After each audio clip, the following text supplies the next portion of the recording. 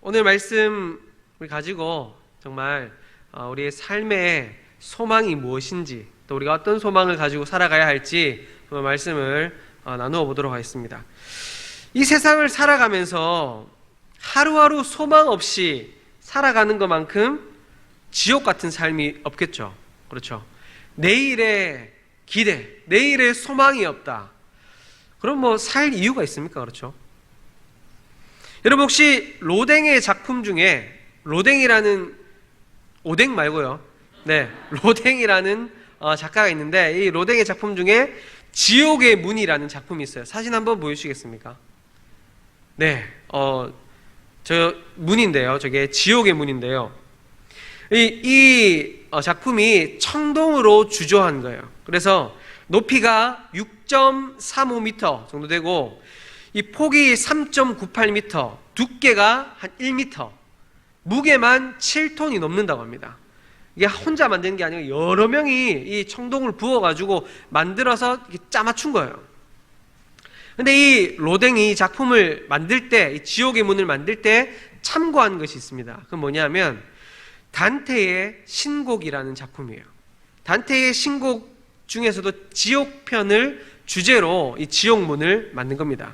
그런데 이 단테의 신곡에 보면 지옥에 관하여서 잘 묘사되어 있는데, 그 지옥의 입구인 지옥문에 이런 글귀가 쓰여져 있다고 합니다. 슬픔의 나라로 가고자 하는 자, 나를 거쳐가거라.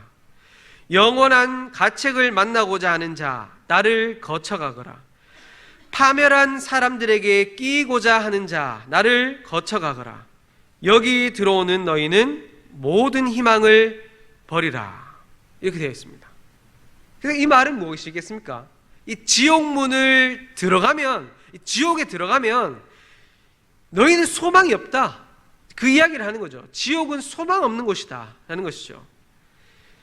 그런데 희망과 소망이 없는 우리의 삶, 희망과 소망이 없는 그 삶도 뭐겠습니까? 지옥이죠. 그렇죠? 오늘 말씀의 수신자인 소아시아에 흩어져 있던 교회들이 지금 처해 있는 상황이 바로 이 희망 없는, 소망 없는 삶이었습니다. 로마의 대박해와 유대교와 우상 숭배자들로부터 핍박과 멸시와 경제적인, 사회적인 불이익을 통해서 마치 세상으로부터 배제된 것 같은, 세상으로부터 배제된 나그네와 같은 삶을 그 당시 초대교회 성도들이 살고 있었습니다. 정말 끝이 보이지 않는 고난 가운데 그들이 살아가고 있었고, 그들에게 유일한 소망이었던 주님의 재림, 곧 오겠다고 약속하신 그 주님의 재림조차도 지금 이루어지지 않고 있는 상황인 거예요. 그런 상황에 베드로는 그럼에도 불구하고 하나님의 교회에 소망이 있다, 소망의 근거가 무엇인가에 대해서 오늘 말씀하고 있습니다. 오늘 말씀을 통해서 우리들의 삶을 초월하는 하나님께서 주시는 산 소망을 깨닫고 살아갈 소망을 가지고 돌아갈 수 있는 저와 여러분들 될 수 있기를 소망합니다. 오늘 말씀을 잘 보시면 오늘 말씀의 시작이 탄식으로 시작하고 있습니다. 탄식. 오늘 말씀, 이 초대교회의 대표인 사도 베드로의 입에서 터져나오는 소리가 탄식의 소리였습니까? 불평과 원망의 소리였을까요? 어떤 소리가 터져나왔는지 우리 3절 말씀 다시 한번 읽어보겠습니다. 3절 말씀입니다. 시작.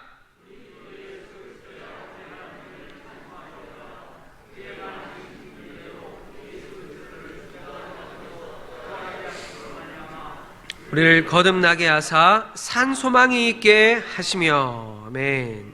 이 말씀을 원문의 어순에 맞게 다시 읽어보면 찬송하리로다 하나님 우리 주 예수 그리스도의 아버지라고 시작이 되어 있어요. 지금 고난과 박해 가운데 있는 이 사도 바울의 입에서 터져나오는 소리가 바로 환희와 기쁨에 가득 찬 찬양이라는 겁니다. 찬송하리로다, 이렇게 지금 시작하고 있는 것이죠. 베드로가 현실 감각이 떨어져서 이런 찬양을 했을까요? 모든 것을 포기하고 다 체념하고 아유 이제 모르겠다, 뭐 이제 될 대로 되라, 그런 마음에서 그냥 입으로 그냥 내뱉은 말이 이 찬송하리로다 라는 말이었을까요? 아닙니다. 그것은 하나님 아버지, 우리 주 예수 그리스도의 아버지 하나님의 풍성한 긍휼을 이 베드로가 바라보고 있었기 때문에, 그 긍휼한 하나님의 그 은혜를 바라보고 있었기 때문에 그 입에서 찬양이 터져 나올 수 있었던 것이죠.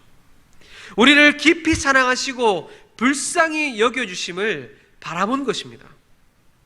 지금 초대교회 성도들이 처한 상황은 사자의 울부짖음 앞에 있고 십자가에 매달려 뜨거운 불 앞에 놓여 있고 하루하루의 삶이 죽을 것 같은 상황에 부닥쳐 있지만, 상황을 바라보는 것이 아니라 하나님의 풍성한 긍휼을 바라보았기 때문에 그 입술에서 찬양이 터져 나온 것이죠.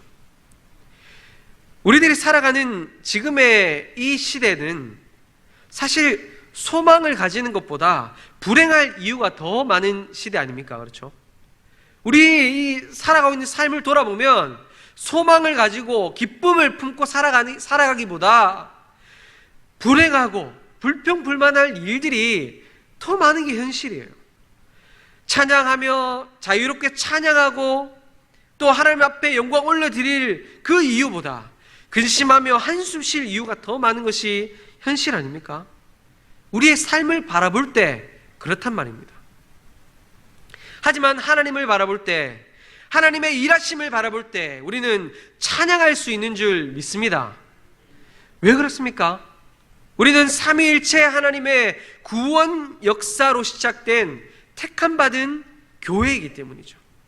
우리는 그저 그런 존재가 아니라 삼위일체 하나님의 구원 역사, 그 구원 역사로 시작된 택함받은 하나님의 교회이기 때문에 우리는 상상을 초월한, 우리의 상황을 초월한 소망을 소유할 수 있는 것입니다.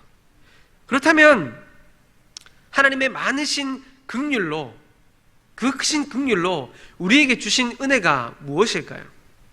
하나님께서 긍휼하심으로 어떤 일을 하셨기 때문에 우리가 그것으로 인해 소망을 가질 수 있다는 말일까요?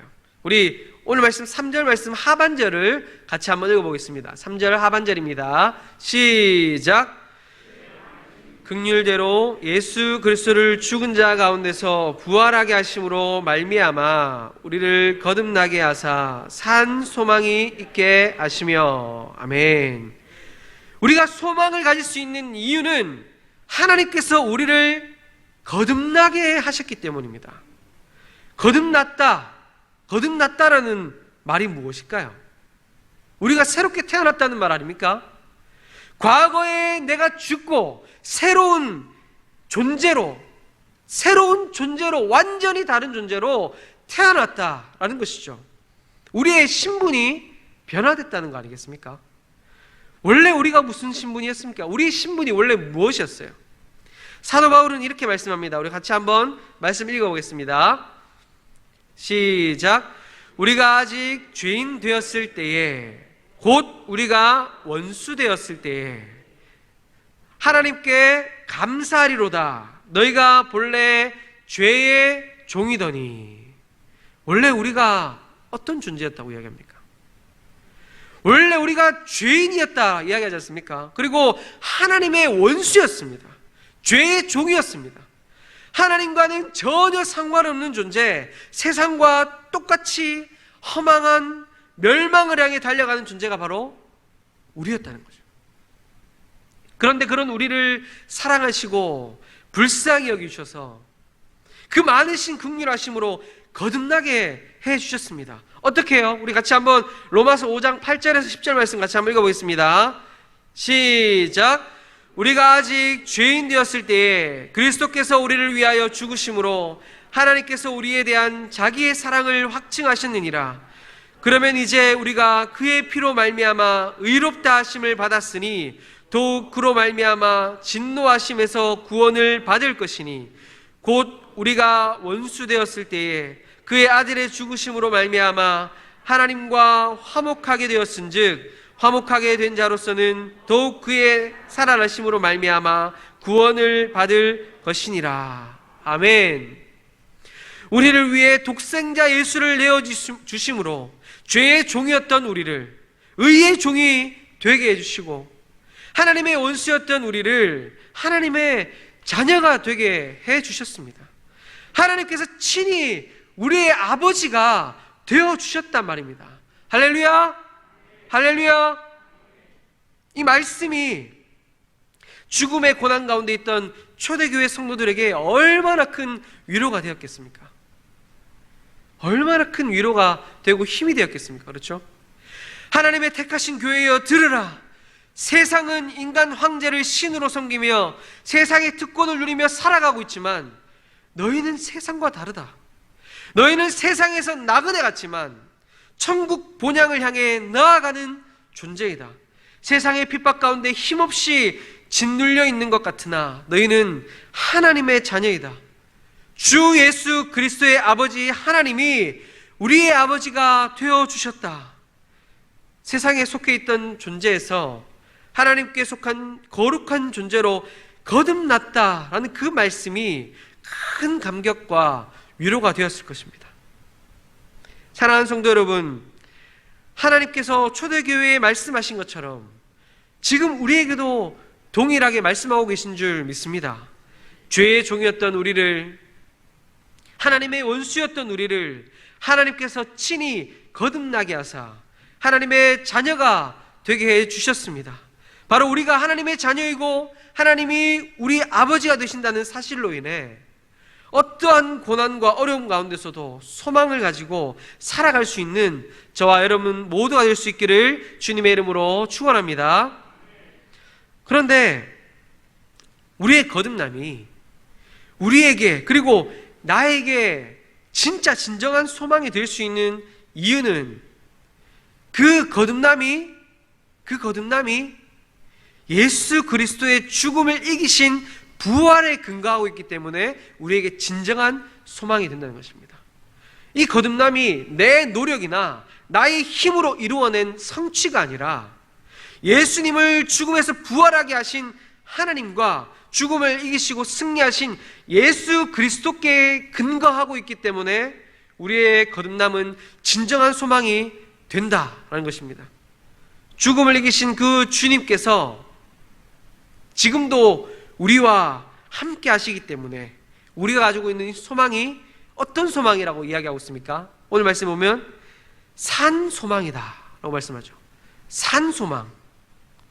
그냥 하고 물어버리면 사라져버릴 그런 소망이 아니라, 세상이 주는 잠시 잠깐의 이 헛된 허망한 그런 소망이 아니라 변함없으신 하나님, 죽음을 이기시고 승리하신 예수 그리스도께서 주시는 산 소망을 우리가 소유하게 되었다라는 것입니다. 하나님께서는 하나님의 택하신 교회에게 산 소망을 소유하게 하시면서 또 앞으로 바라보며 살아갈 소망, 살 소망까지 주셨습니다. 우리 함께 4절 말씀 같이 한번 읽어보겠습니다. 4절 말씀입니다. 시작. 썩지 않고 더럽지 않고 쇠하지 아니하는 유업을 있게 하시나니 곧 너희를 위하여 하늘에 간직하신 것이라. 아멘. 하나님께서 하나님의 택하신 교회에게 주신 살 소망이 무엇일까요? 그것은 영원한 유업을 주셨다는 겁니다. 영원한 유업. 하나님께서 약속하신 유업이 있다는 거예요. 이스라엘 백성들이 하나님의 약속하신 그 약속의 땅, 그 가나안을 바라보면서 그 힘들고 어려웠던 그 광야의 길을 걸어가서 결국 하나님이 약속하신 그 약속의 땅을 얻은 것처럼 하나님의 자녀로서 장차 받게 될 자산, 하나님의 상속물이 우리에게 어떻게 되어 있다는 겁니까? 우리에게 약속되어 있다는 거예요. 당시 초대교회 성도들은 자신의 소중한 안식처를 그냥 부당하게 빼앗겼습니다. 자신이 피땀 흘려 일구어 놓은 자신의 재산들을 강제로 탈취당했어요. 자신의 사랑하는 가족들, 자신의 자녀들의 생명까지도 내 생명까지도 부당하게 빼앗겨 버릴 수밖에 없는 상황에 놓여 있었습니다. 왜일까요? 무엇 때문에요? 예수 믿는다는 그 이유 하나 때문에, 예수 믿는다는 그 이유 하나 때문에 내가 가지고 있는 그 모든 재산들, 내가 가지고 있는 모든 그 피땀 흘려 일구어 놓은 삶의 터전을 그냥 빼앗겨 버렸다는 거예요. 만일 우리가 경영하던 기업과 그동안 목숨을 걸고 일구어 놓은 재산과 삶의 터전이 부당한 방법으로 빼앗기고 부도나고 없어진다면 어떨까요? 그냥 그래도 콧노래 부르면서 그냥 마음 편안하게 살아갈 수 있을까요? 삶을 포기하고 싶은 생각이 들지 않겠습니까? 그냥 인생 마감하고 싶다. 그냥 죽어버릴까? 그런 생각이 막 들겠죠. 그렇죠? 당시 성도들은 이런 일들보다 더 비참한 고통 가운데 놓여 있었음에도 불구하고 오늘 베드로는 오늘 말씀을 통해서 선포하고 있습니다. 우리에게는 영원한 유업이 있다. 우리에게는 영원한 유업이 약속되어 있다. 이 유업은 그냥 보통 유업이 아니에요. 이것은 보통 상속물이 아닙니다. 이 유업의 특징이 말씀을 통해 나타나고 있는데요. 첫 번째는, 이 유업의 특징 첫 번째는 썩지 않는 유업이에요. 썩지 않는 유업. 이것은 유업이 사라지거나 없어지거나 외부의 어떤 나의 대적들이, 내 적들이 이 유업을 빼앗아갈 수 없다. 빼앗아갈 수 없는 유업이다 라는 거예요. 그런데 이 땅에 사라지거나 없어지지 않는 자산이 있습니까? 빼앗을 수 없는 자산이 있어요. 이 땅에 영원한 기업이나 영원한 돈이 없죠. 제가 이렇게 조사를 하다 보니까 세상에 가장 오래된 기업이 있었더라고요. 세상에 가장 오래된 기업. 그것은 일본에 있었던 금강조라는 기업이에요. 한문으로 했을 때 금강조라는 기업인데, 이 기업이 일본의 사찰과 신사들을 건축하고 복원 수리하는 건축업체였어요. 그래서 현조라는 기업 중에 세상에서 가장 오래된 기업이었습니다. 제가 지금 과거형으로 이야기하고 있죠. 그 말은 무엇이겠습니까? 지금 없다는 거예요. 이 기업이 언제 시작되었냐면 서기 578년에 시작되었습니다. 우리 김포 제일교회 성도님들은 다들 대단하셔가지고 아무도 안 놀리시죠, 그렇죠? 서기 578년에 우리나라에서 뭐 하고 있었어요? 삼국시대였지 싶은데, 그때 시작된 기업이 2006년에 파산했어요. 그래서 1429년의 역사에 막을 내렸습니다. 굉장히 오래된 기업이죠.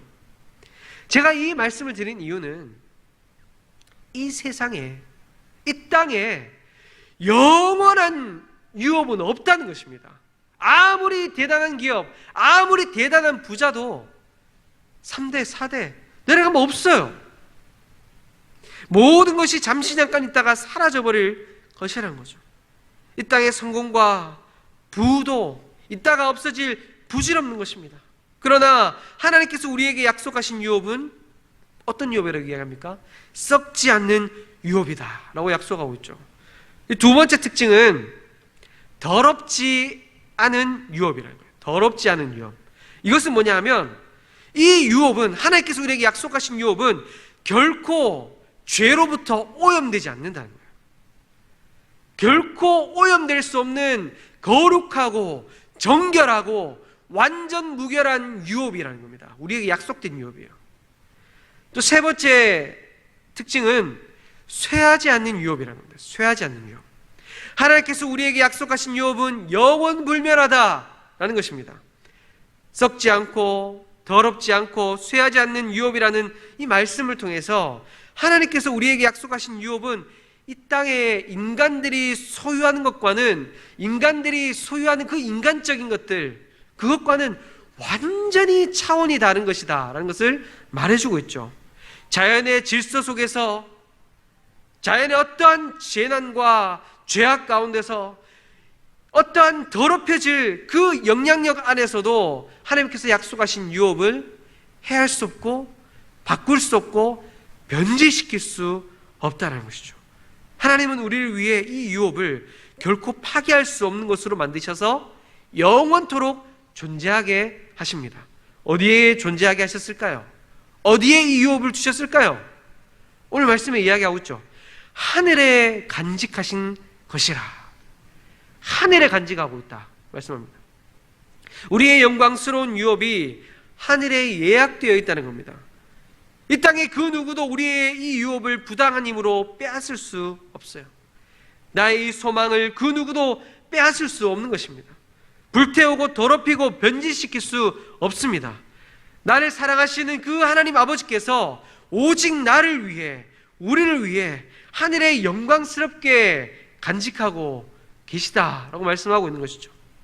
이 땅에서의 길고 험난한 여정을 마치고 나면 살아계신 하나님이 아무런 형식과 절차 없이 우리를 환영해 주시고 맞아 주실 것입니다. 그리고 우리에게 주시기로 예비된 그 유업을 반드시 우리에게 주실 것입니다.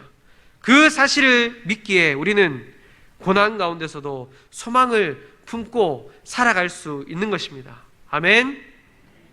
사랑하는 성도 여러분, 이 땅에 내가 의지할 소유가 아무것도 없습니까? 나에게 힘이 되고 내가 부여잡고 이 세상 사람들에게, 내 주변의 친구들과 주변 사람들에게 이 내가 소유한 거 가지고 떵떵거리고 큰 소리칠 그런 소유가 없으신가요? 아니면 내 피와 땀의 노력과 상관없이 삶이 힘들고 어렵기만 합니까? 도저히 경제적인 어려움이, 경제적인 그 삶의 어려움이 헤어나올 수 없는 정말 기미가 보이지 않으신가요? 하나님께서 약속하신 영원한 유업을 바라볼 수 있길 소망합니다. 세상의 것들은 잠시 잠깐 있는 것들입니다. 하나님께서 불어버리시면 한순간에 날아가 버릴 썩고 더러워지고 쇠할 것들이죠. 그러나 하나님의 택하신 교회, 하나님의 자녀들인 우리들에게 약속된 유업은 하나님과 함께 누리는 영원한 삶, 우리에게 값없이 주어질 하나님의 영광스러운 유업임을 믿음으로 바라보며 살아갈 수 있길 소망합니다. 하나님께서 하나님의 택하신 교회에게 산 소망을 주시고 또 살아갈 소망까지 주셨지만, 이 죄악된 이 세상을 살아가면서 솔직히 이 소망을 정말 지키며 살아가는 것이 솔직하게 어떻습니까? 쉽습니까? 어렵습니까? 쉽지 않죠. 참 어렵습니다. 그렇죠? 그러나 오늘 말씀 5절에서 우리에게 힘이 되는 말씀이 있어요. 우리 같이 한번 5절 말씀을 한번 힘차게 읽어보도록 하겠습니다. 시작. 나타내기로 예비하신 구원을 얻기 위하여 믿음으로 말미암아 하나님의 능력으로 보호하심을 받았느니라. 아멘. 여기에서 보호하심이라는 이 말은 군사적인 용어예요. 적의 공격으로부터 시민을 보호하기 위해 만든 요새라는 의미입니다. 이 말은 어떤 의미입니까? 하나님께서 친히 견고한 요새처럼 우리를 지키신다는 말씀이죠. 하나님이 친히 견고한 요새가 되어주셔서 우리를 지키신다라는 약속 아닙니까? 여기서 보호한다는 이 말이 또 이런 의미를 가지고 있어요. 한 도시 안에, 이 성벽 안에 견고한, 이 성벽 안에 또 다른 견고한 요새가 있는 거예요. 그래서 이 성벽이 혹시나 무너지더라도 이 요새가 단단하게 이 요새 안에 있는 사람을, 재산을 지켜주는 것이죠. 이 의미는 무엇이냐면, 세상이 성도들의 몸을 핍박하고 죽인다고 하더라도, 우리 성도들의 생명을 앗아간다고 하더라도 하나님이 성도들의 영혼을 지키신다라는 약속입니다. 예수님께서도 말씀하셨죠. 몸은 죽여도 영혼은 능히 죽이지 못하는 자들을 두려워하지 말라라고 말씀하시지 않았습니까? 세상의 악한 세력과 우리에게 닥치는 고난들은 우리에게 할 수 있는 것들이 아무것도 없습니다. 비록 그 고난이, 그 세상이 우리의 몸을 상하게 하고 아프게 하고 내 목숨을 앗아갈 수는 있어요. 내 육신을, 내 생명을 앗아갈 수는 있습니다. 그러나 내 영혼은, 누가 지키십니까?